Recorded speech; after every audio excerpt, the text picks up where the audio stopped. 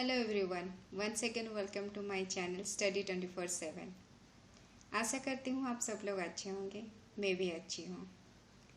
आज के इस वीडियो में मैंने कुछ पॉइंट्स लिए हैं, उसके साथ रिवीजन वर्क भी है। आशा करती हूँ आज के वीडियो आपको ज़रूर अच्छी लगेगी और ये वीडियो आपके एग्ज़ाम के लिए हेल्पफुल रहेगी। तो चलिए शुरू करते हैं आज का क्लास।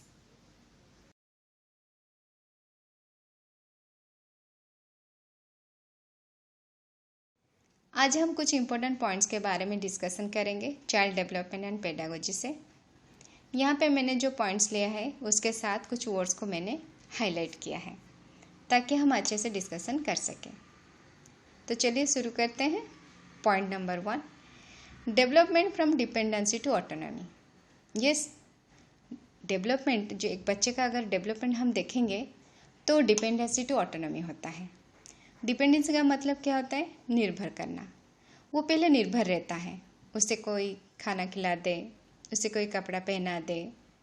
आहिस्ते आहिस्ते वो जो बड़ा होता है उसके साथ वो जानने लगता है कि उसको क्या करना है। तो development from dependency to autonomy. Point 2, changes in personality और other mental and emotional aspect of development. Development और क्या हो सकती है? हमारा पर्सनालिटी में चेंज हो सकती है, मेंटल स्टेटस में चेंज हो सकती है, इमोशनल में भी चेंज हो सकती है। फिजिकल, इंटेलेक्चुअल और emotional process of development is called maturation. Maturation एक पीरियड है जहाँ पे हम लोगों को अच्छे से समझ आ जाती है, एक बच्चे को अच्छे से समझ आती है उसके लिए क्या क्या चाहिए। फिजिकल, इंटेलेक्चुअल और emotional process of development. Point 4, development is qualitative. ये हम जानते हैं। Growth is quantitative. Point 7, the process of development is complex and continuous. जो डेवलपमेंट का प्रोसेस होती है, एक बच्चे का अगर हम डेवलपमेंट का प्रोसेस देखेंगे, एक्चुअली वो कॉम्प्लेक्स होती है, जटिल होता है और वो कंटिन्यू रहता है टिल डेथ तक। Point 8, development is a continuous process from worm to term. जन्म से लेकर मृत्यु तक हमारा डेवलपमेंट चलता रहता है। Point number 9, individual differences due to heredity and environment. हम इस टॉपिक जब डिस्कशन कर रहे थे उस टॉपिक में हमने ये देखा कि जो इंडिविजुअल डिफरेंसेस होती हैं वो किस दो कारणों के वजह से होती है, heredity and environment. Point 10, each child में have a different rate of development. दो बच्चों का अगर हम ऐसे भी बोले, अलग अलग दो बच्चों का उनका रेट ऑफ डेवलपमेंट भी अलग होता है। Point number 11, stages of human development. Human development में कितना स्टेजेस होती है, चलिए देख लेते हैं। Number 1, prenatal stage, before birth, जन्म से पहले वाले टाइम को हम प्रीनेटल स्टेज कहते हैं। इन्फेंसी पीरियड, इस पीरियड को हम सेंस ऑफ पीरियड भी बोलते हैं, 0 to 2 years। Early childhood, 2 to 6 year, lateral childhood 7 to 11 years। Adolescence period 13 to 19 years। यहाँ पे हमको क्या याद रखना है? यहाँ पे हमको कौन सा स्टेज या कौन सा पीरियड किस ईयर के अंदर आता है, मतलब कौन से ईयर से कौन से ईयर के अंदर आता है।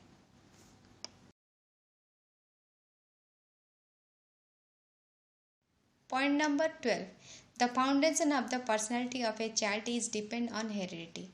बच्चे का पर्सनैलिटी, या ऐसे भी हम बोलेंगे आपका और हमारा जो पर्सनैलिटी है उसका फाउंडेशन कहाँ से आया है, इज डिपेंड ऑन हेरिडिटी। हमारा हेरिडिटी कैरेक्टर के ऊपर डिपेंड करता है हमारा personality. Point number 13, ability is transmitted in human by genes. हमारे अंदर जो एबिलिटी है, स्किल्स है, वो कहाँ से ट्रांसमिट होकर और कैसे आया है, वो कहाँ से आया है, in human by genes. Point 14, zygote being life with 46 chromosome. हम सब जानते हैं एक नॉर्मल इंसान के अंदर 46 क्रोमोसोम्स होते हैं। Point 15, passive agency of socialization is public library. 16, the process of socialization is called assimilation in a society. Actually socialization का काम क्या है? वो सोसाइटी के अंदर घुल मिल जाना चाहिए, मतलब आपको हमको समाज के अंदर घुल मिलकर रहना चाहिए। Point number 17, the 22 pairs of chromosomes in the zygote is called autosomes. देखो यहाँ पे 22 क्रोमोसोम पेयर्स को, जो जोड़ी को जाइगोट के अंदर जो होता है, the 22 pairs of chromosome in the zygote is called autosomes, उसको autosomes कहते हैं। Point number 18, an ordinary body contains 46 chromosomes in 23 pairs. अभी मैंने कहा एक नॉर्मल आदमी के अंदर 46 क्रोमोसोम्स होते हैं और इन 23 पेयर्स। बेसिकली सोशल में main motivational factor in perception. Motivational देखो, अगर कोई बच्चा बाहर नहीं जा रहा है, घर के अंदर है, बाहर उसको डर लगता है, आहिस्ता आहिस्ता जब वो बाहर जाने लगता है तो उसका जो अंदर का डर है एक तो कम होता है और बाहर की दुनिया से उसको मोटिवेशनल चीज़ें मिलती है। 20, Erik Erikson mentioned 8 stages of life. Erik Erikson ने हमारा जो एंटायर लाइफ को 8 स्टेज में डिवाइड किया है। 21, 98% of adult growth is achieved in adolescence period. हम लोगों का जो स्टेजेस होती है एडोलेसेंस पीरियड, जब हम पहुंच जाते हैं तो हमारा जो ग्रोथ डेवलपमेंट जो भी होना है वो 98% वहाँ पे कंप्लीट हो जाती है। 23, infancy period is called period of sense, ये तो हमको पता है। 24, nature and nurture refers to heredity and environment. 25, family is a informal agency. अभी फैमिली इज ए एजेंसी, ये तो हम जानते हैं, लेकिन वो फॉर्मल है इनफॉर्मल है? इनफॉर्मल है। कैसे? वहाँ पे कोई रजिस्ट्रेशन नहीं होता है, वहाँ पे कोई पढ़ाई लिखाई नहीं होती है, वहाँ पे कोई स्कूल नहीं होता है, या ऐसे एक बच्चे जब घर में कुछ सीखता है तो वो बैठ कर ऐसे जैसे स्कूल में बैठते हैं, टीचर आती है, ऐसा कुछ नहीं होता है, तो वो इनफॉर्मल एजेंसी, मतलब वो इनफॉर्मल टीचिंग होती है। 26, school is a formal agency. अभी हम स्कूल को बोल सकते हैं फॉर्मल एजेंसी, क्योंकि वहाँ पे हमारा एडमिशन होता है, हमारे रजिस्टर में हमारा नाम होता है, हम वहाँ पे एग्ज़ाम देते हैं, हमको सर्टिफिकेट मिलता है। 27, कंटिन्यूस प्रोसेस एंड फॉर्मली और informally control human behaviour and discipline is called socialization. यही पॉइंट हमने ऊपर मोटिवेशनल में डिस्कशन किया है। 28, development comes from heredity and environment. जो डेवलपमेंट होती है बच्चों का, वो कहाँ से आती है? हेरिडिटी एंड एनवायरनमेंट से। आशा करती हूँ ये पॉइंट्स आपको अच्छा लगा होगा और इससे आपको हेल्प भी बहुत मिलेगी। अगर कोई मेरे चैनल में नया है तो ज़रूर सब्सक्राइब करें और प्लेलिस्ट में जाकर मेरे वीडियोस ज़रूर फॉलो करें।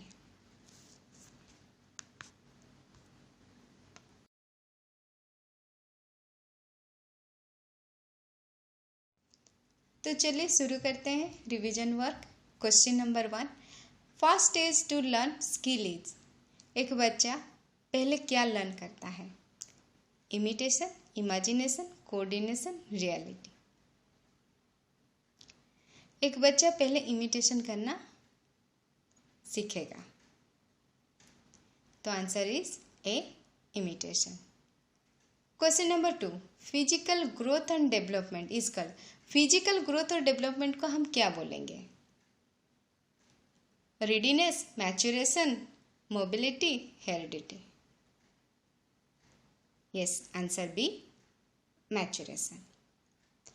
Dash refers to all the mental activities associated with thinking, knowing, remembering and communicating. ये किसको रेफर करता है? ये जो जितने बात मैं बोली, थिंकिंग, नोइंग, रिमेंबरिंग, कम्युनिकेटिंग, वो किस चीज़ को डिफाइन करता है? देखते हैं option. Sensation, conception, perception, cognition. Yes, answer is cognition.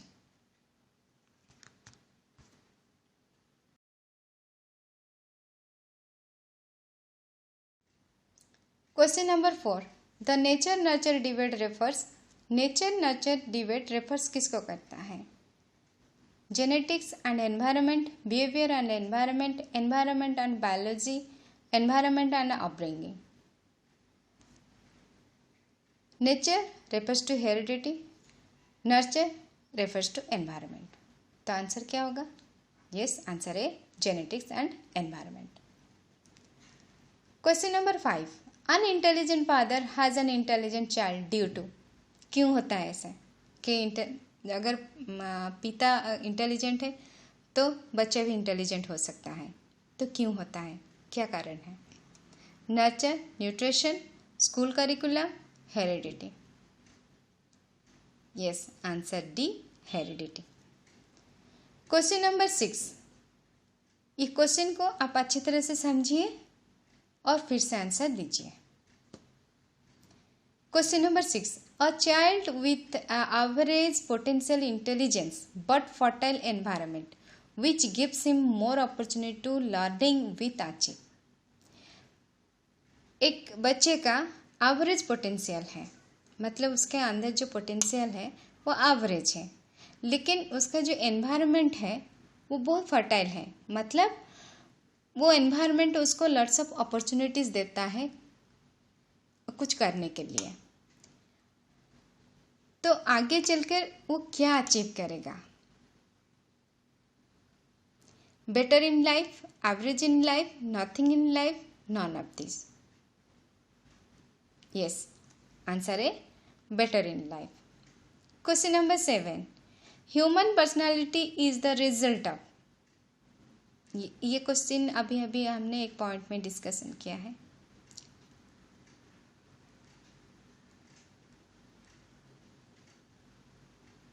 Human personality is the result of, यहाँ पे human personality is the result of पूछा है क्वेश्चन में। Only heredity, upbringing and education, interaction between heredity and environment, only environment. क्योंकि एक personality का result आने के लिए उसको दो चीज़ें चाहिए, एक हेरिडिटी चाहिए, एक एनवायरनमेंट चाहिए। तो इसका आंसर क्या होगा? C, interaction between heredity and environment.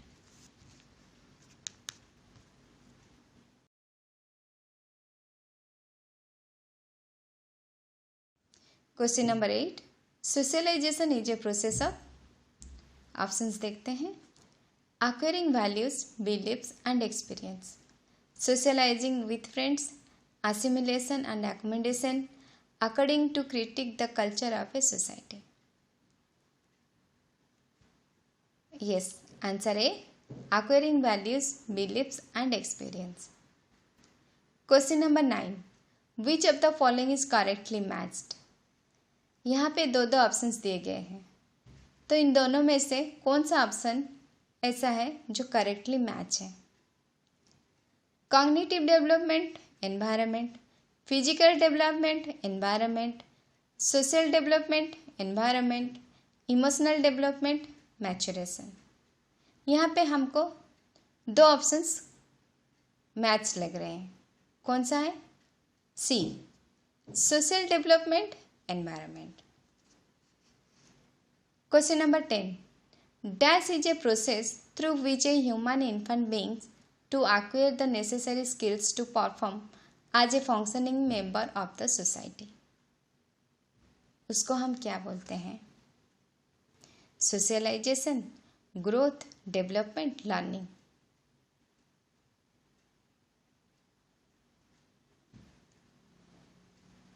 Answer है socialization. Question number 11, which of the following is true of school and socialization? Options देखते हैं। School does not play role in socialization, school is an important agent of socialization, school is the first primary agent in the socialization, school plays a very little in socialisation.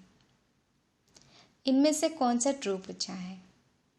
आप हमेशा ध्यान रखेंगे question क्या पूछा है, positive में या negative में, उसी के हिसाब से आप आंसर ढूंढेंगे।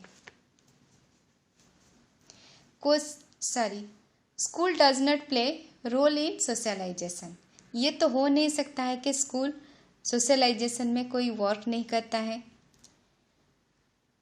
School is the first primary agent in socialisation, ये तो नहीं है क्योंकि हमारा फर्स्ट एजेंट हमारा फैमिली है। School plays a very little in socialisation, बहुत कम योगदान है उसका, ये तो नहीं है। स्कूल का तो बहुत ही योगदान है क्योंकि हमारा आधी ज़िंदगी स्कूल में चली जाती है। So here answer is school is an important agent of socialization. आशा करती हूँ आपको ये सेशन अच्छा लगा होगा। मैंने यहाँ पे कुछ इम्पोर्टेंट पॉइंट्स और क्वेश्चंस दिया है जो आपके एग्ज़ाम के लिए बहुत हेल्पफुल है। अगर अच्छा लगा है तो ज़रूर लाइक शेयर कमेंट करिएगा और मेरे चैनल को सब्सक्राइब करिएगा। चैनल के प्लेलिस्ट में जाकर आप सोशलाइजेशन, चाइल्ड डेवलपमेंट के बारे में कुछ और वीडियोज़ हैं, आप उसको देख सकते हैं।